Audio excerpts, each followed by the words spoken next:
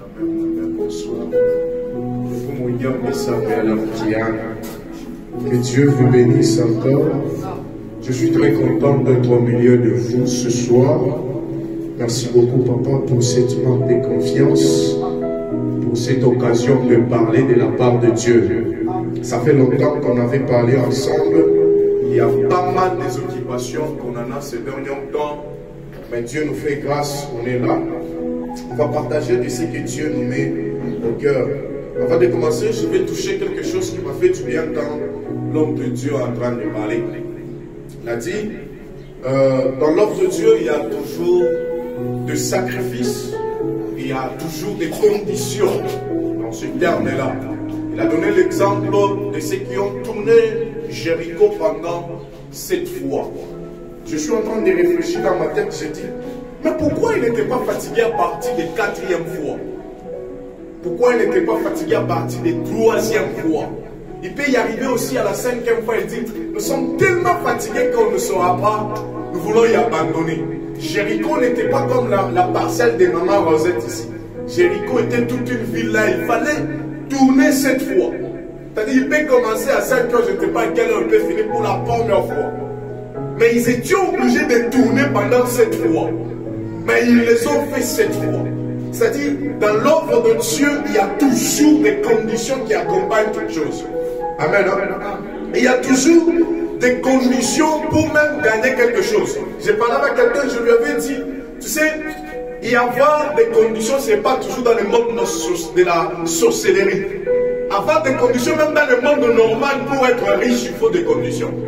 Tu ne peux pas être riche même dans, oh non, moi, j'ai pris seulement beaucoup pour que Dieu me bénisse et seulement comme ça l'argent tombe par terre. Que Dieu te bénisse. Ce soir, je suis venu vous parler de quelque chose, juste les 3 points qui peuvent nous permettre encore de bien combattre la vie spirituelle. 3 conditions pour bien amener un combat spirituel. C'est ça juste le sujet de ce soir. 3 points ou 3 conditions qui nous permettent de bien amener un combat spirituel. Nous tous, nous avons des combats. Nous avons des combats qui sont spirituels. Quand on parle des choses spirituelles, il faut déjà comprendre que ces choses qui sont travaillées par rapport à l'esprit.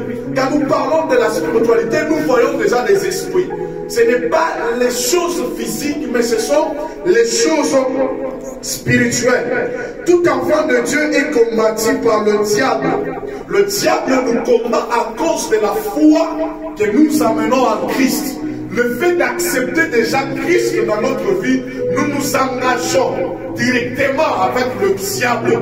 Nous, on commence à se battre avec le diable, pas parce que tu as des moyens, mais parce que tu as décidé de donner ta vie à Christ, de donner ta vie à Jésus, parce que tu as décidé de suivre Dieu, de suivre Christ, que de suivre les choses de ce monde. C'est pourquoi, c'est la raison pour laquelle le diable arrive à nous combattre. Quelqu'un peut me dire Amen. Il ne faut pas ignorer les combats. Amen. Il ne faut pas ignorer les combats. Je vais y arriver. Les combats dans la vie spirituelle, c'est très important aussi de passer dans cette étape-là. Je peux dire dans d'autres termes pour qu'on se comprenne bien. Les épreuves dans la vie spirituelle, il est très important que nous puissions passer dans ces temps-là. J'ouvre une parenthèse. À un moment, on est en train de nous dire dans la parole, on nous dit, Dieu ne peut pas mettre quelque chose qui est très fort devant toi que tu ne puisses pas s'en sortir. Tous les combats ou les difficultés ou les épreuves que Dieu peut mettre devant nous, il nous donne toujours quelques moyens qui peuvent nous amener à être en dehors de ces combats-là. Que Dieu vous bénisse.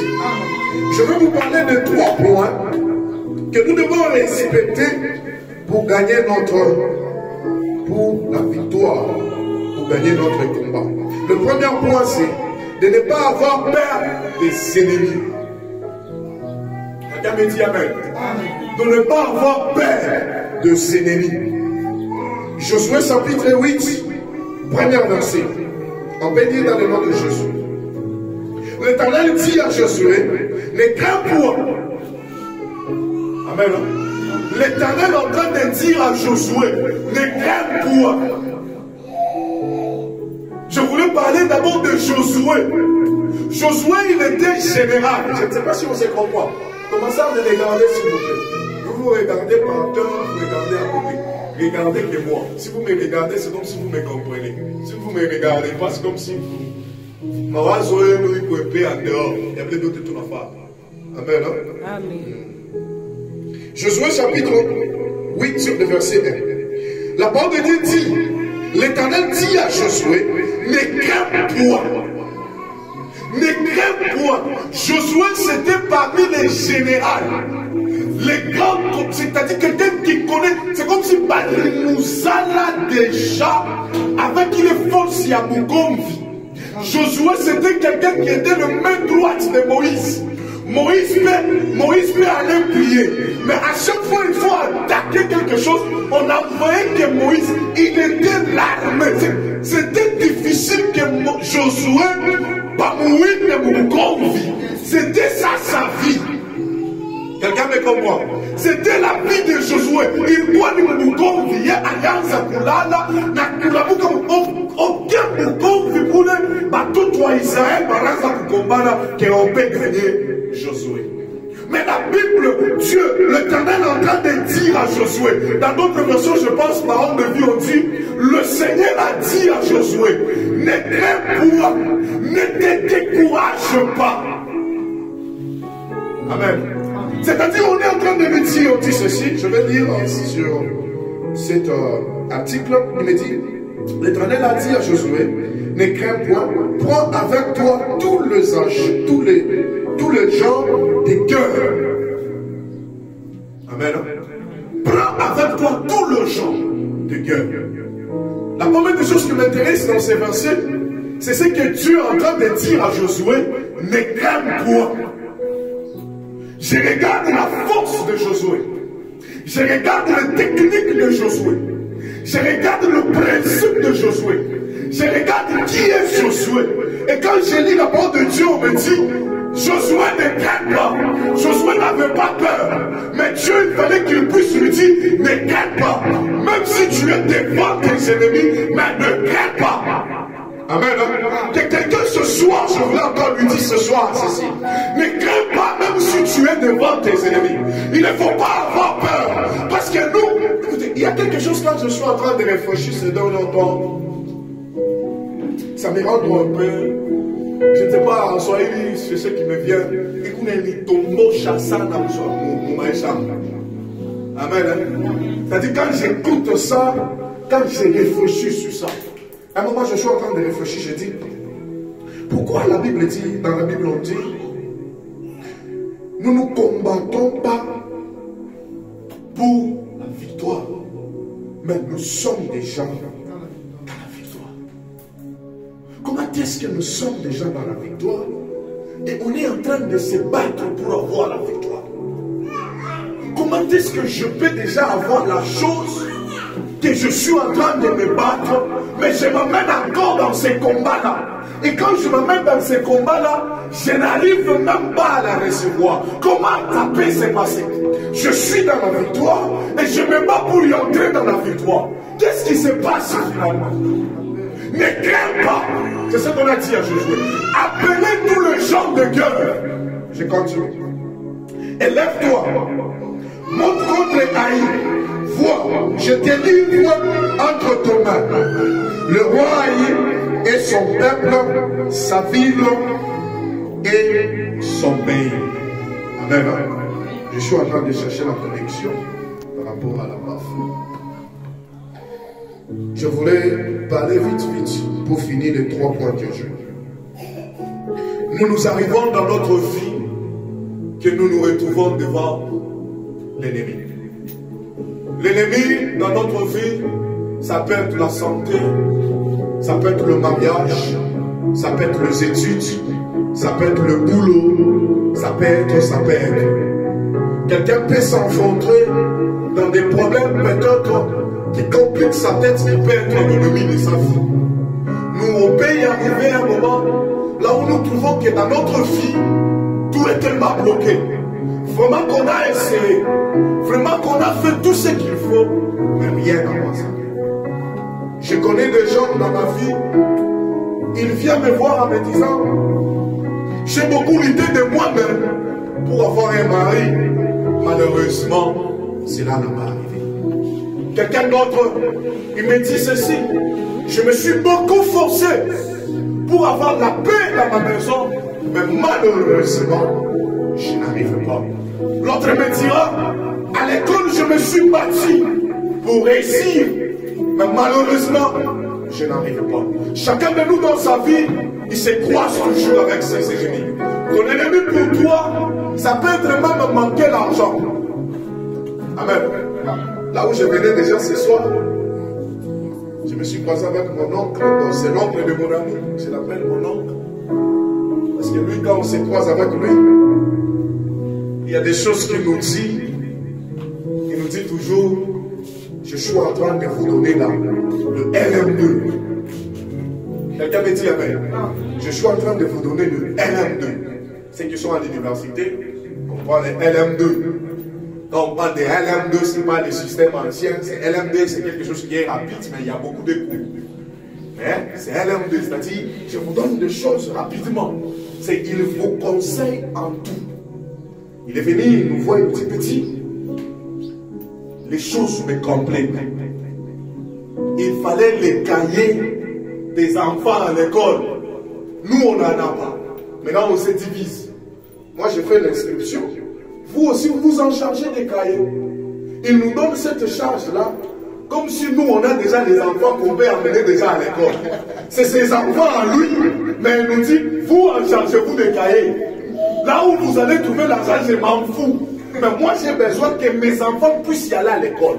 Mais il me dit, ah bah là, ma cahier. Mais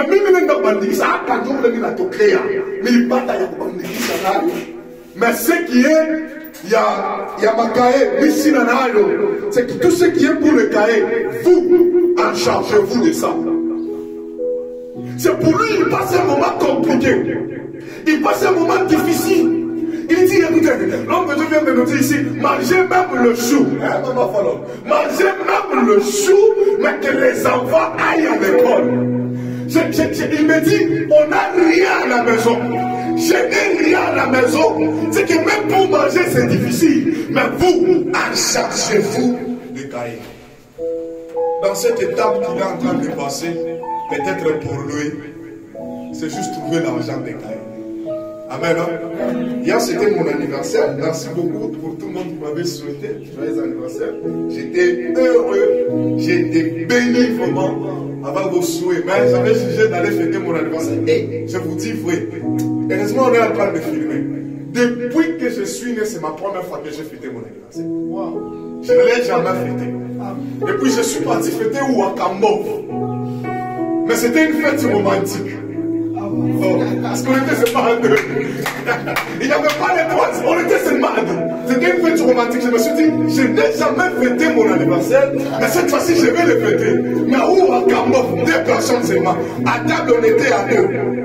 Mais on avait des goûts quand même qui semblaient être pas mauvais, même si on voit, mais les goûts étaient pas mauvais. Un peu. Maintenant, les difficultés que j'ai rencontrées, je suis en train de partir.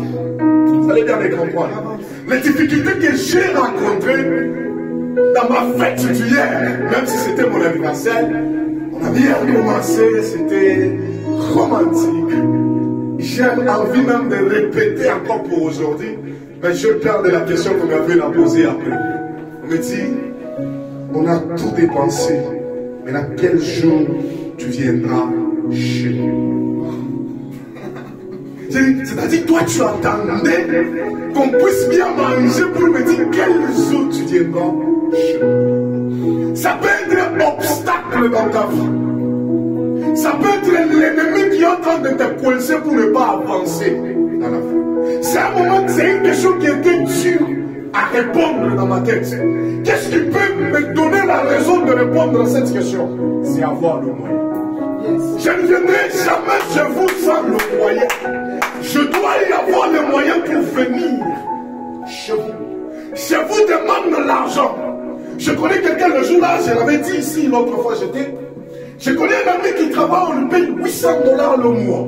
Mais il a décidé d'aller prédoter avec $50 dans l'enveloppe.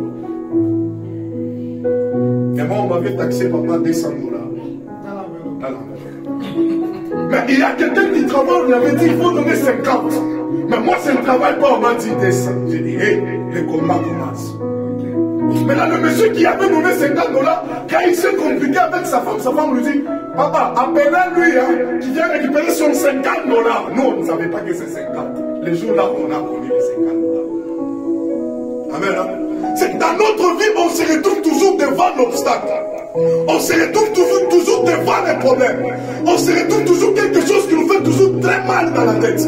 On se retrouve toujours devant les choses qui nous fait tellement compliquées. Quelqu'un me dit amen. C'est-à-dire, si toi tu te dis, moi j'ai des problèmes, il n'y a jamais personne qui n'a jamais eu des problèmes. Tout le monde a des problèmes. Tout le monde a des soucis. Maintenant, écoutez-moi bien. Les problèmes qui nous arrivent, même moi que je vous dis là, j'ai des problèmes. Amen. J'ai des problèmes. J'ai parlé avec une maman, je ne voulais pas citer son nom, qui me parlait vraiment de comment ça va se passer, les études des enfants. Il me dit vraiment, cette fois-ci c'est compliqué. Je suis rentré à la maison, je pensais, je lui dis, mais il ne faut pas seulement encourager la maman là en lui disant, maman il faut beaucoup prier, mais il faut quand même lui donner quelque chose. Il y a toujours des obstacles qui nous arrivent devant nous, là où on a besoin au secours de notre Dieu. Quand l'ennemi vient nous combattre, quand l'ennemi vient devant nous, quelle est la technique, quelle est la méthode qu'on est en train d'utiliser devant notre ennemi? Quel est l'ennemi de ta vie ce soir qui complique ta vie? Moi j'ai fini les études, j'ai mon diplôme, je dois aller à l'université. Peut-être c'est l'université qui est maintenant ton ennemi. Moi depuis que je suis entré dans le mariage, les choses me compliquent toujours. Peut-être c'est le mariage qui est ton ennemi. Moi depuis que je suis là, je n'ai jamais entendu même le psst. Peut-être c'est le psst qui est ton ennemi. C'est-à-dire on a toujours l'ennemi devant nous. Mais quelle est la technique que tu utilises? Quelle est la méthode que tu utilises pour gagner cette bataille? La première des choses, il ne faut pas avoir crainte. Il ne faut pas avoir peur devant l'ennemi. Nous sommes déjà dans la victoire. Nous combattons déjà dans la victoire. Il a triomphé là-bas à la croix de Golgotha par rapport à notre vie. C'est-à-dire il avait payé. Notre façon de se battre devant l'ennemi, c'est ce encore qui me décourage. C'est ce qu'encore David avait compris. Dans sa vie, il a dit non, non, je suis devant l'ennemi. Les choses ne n'avancent pas. Il a dit ceci, Père, à toi je viens élever mon âme. Ne me laisse pas couvert devant mes ennemis. Il y a quelque chose qu'il a dit qui m'a fait bien. Il me dit ceci, que mes ennemis ne se réussissent pas de mon sujet. Que les ennemis, il a dit que mes ennemis à moi ne se réussissent pas de mon sujet. Combien de fois nos ennemis à nous se réussissent à cause de notre sujet? Quand tu passes un moment difficile, même l'ennemi a train de se glorifier par rapport